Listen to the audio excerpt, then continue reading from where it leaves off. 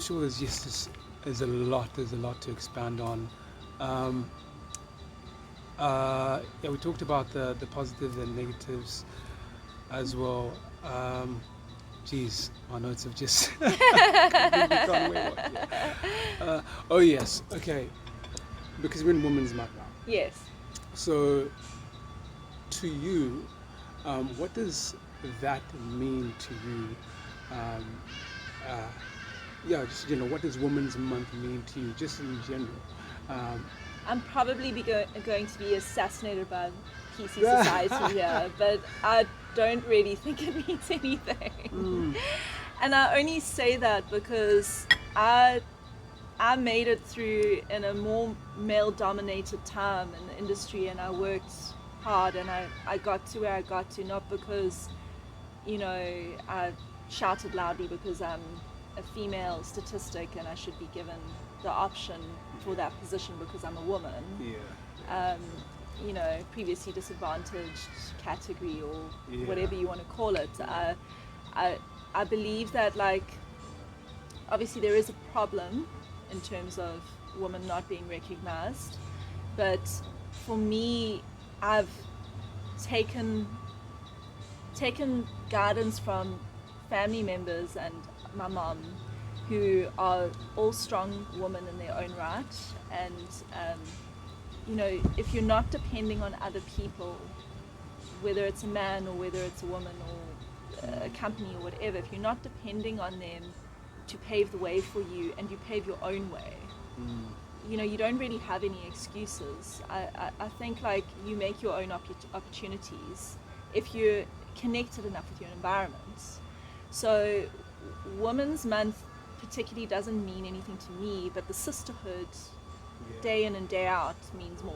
So going through a divorce, my realization of sisterhood became quite strong. Yeah. But I grew up in a very sort of unsupported sisterhood society of an all-girls school that wasn't very supportive of their sisterhood. Yeah. So that was my background and my encounter. So I don't think women as a whole, because you're a woman, you're going to support women. I grew up exposed to women who didn't do that in school. So I think it's maybe different now. If you go to an all-girls school, maybe that level of cattiness is not there, but it wasn't a good experience for me, which is why my foundation is it doesn't matter whether you're a woman or a man, you make your own opportunities. Plus, my mom was a single mom for so long that it wasn't about what men can do for you. It was about what you can do for yourself. Yeah, you have to do it yourself. Nobody's going to do it for you. So it's no knight in shining armor. I think that's just generally what it is. Yeah. I think collectively, and collective consciousness, I think as us as human race should get to that point where it's about turning internally and having that introspection and being like, listen, if I want to make change in my environment, and if I want to move forward, it has to be me. Yes. I have to work on myself. Yes. I have to put myself first. Yeah. In order to make this happen for myself. Yeah. And I was just thinking about something that was very interesting. I remember when I was in that mindset, I was like, the industry is not opening up for me, or this and that and the other. But now I'm like, I'm actually being proactive. Yeah. That time I was being reactive, and I wasn't going out and seeking, because the idea in my mind was that people were going to come to me. Yes. As opposed to me going to people. Yes. And at 14, like, I went and got a job because my mom couldn't give me pocket money. So I lied about my age. I said I was nearly 15. I said I was 15, but I was actually 14. Yeah.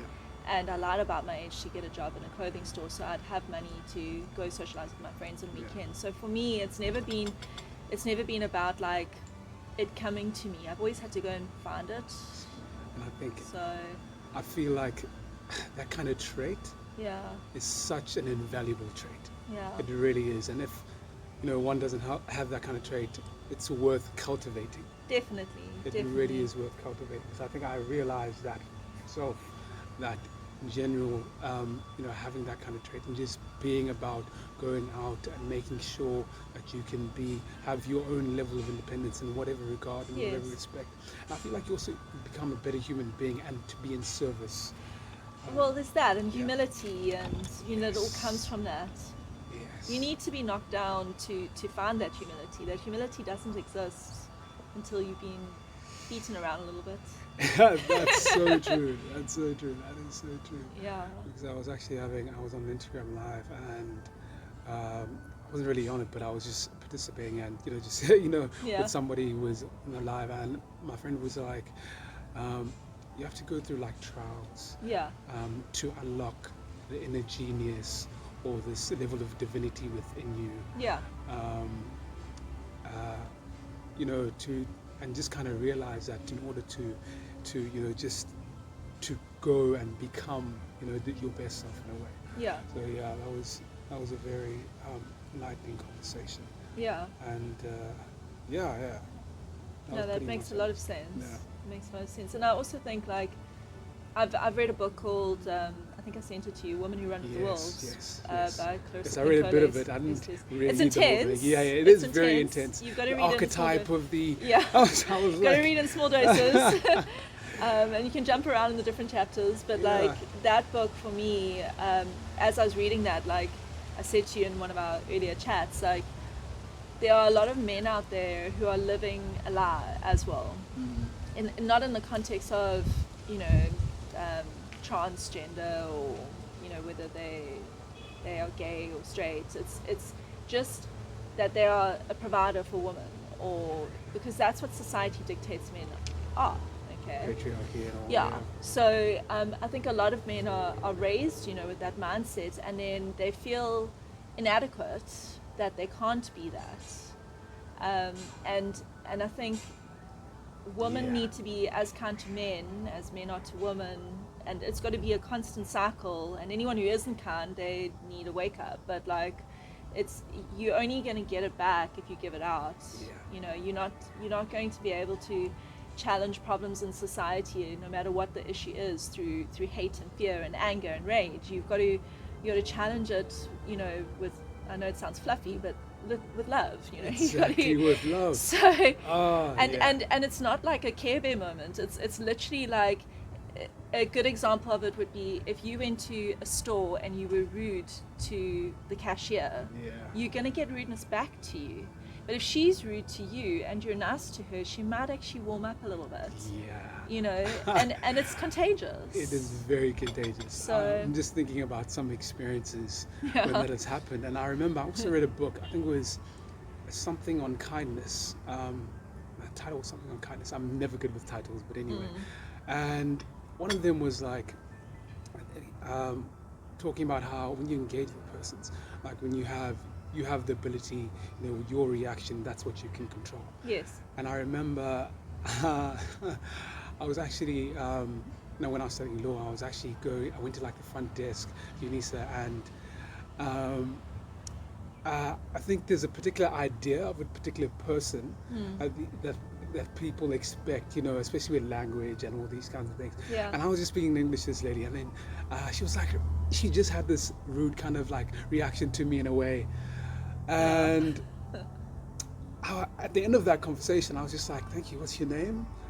And I was like, thank you so much, I really appreciate your help.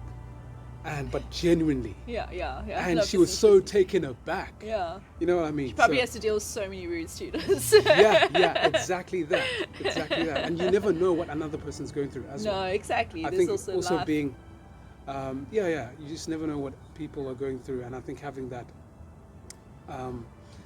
just kind of like stepping back and being like, okay, that person is not responding in respect of you, but is responding in respect of themselves. Yeah, right? it's They're not having about a relationship with themselves rather than you. Yeah. And I think for me, it took me so long to learn that. Yeah. It took me so long to exist in that kind of like that frame of mind, just in general. Yeah.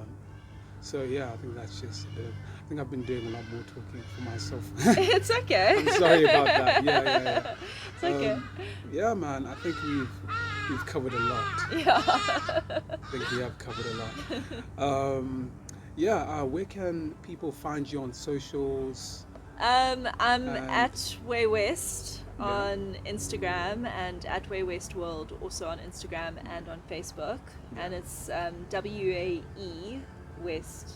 Not, WAE yeah. West. And I'm not really active on Twitter. Oh, okay.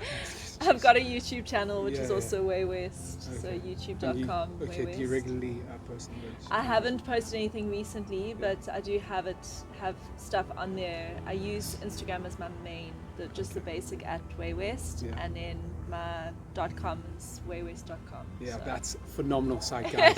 Please go check it out. That's www.waewest.com. Is that right? Yes, that's the .com. Yeah. I did not 100%. hold back on that one. Yeah. So guys, thank you so much for tuning in. I hope you guys enjoyed, and please do like, subscribe, engage, and please follow me on all the social platforms: Facebook, Instagram, YouTube, and TikTok. Oh wow. Yeah, I'm gonna get on that. No, it's very new for me as well. I'm not really versed in that. At The Reality Shift SA and at Leadswe Mboto on all of those platforms as well.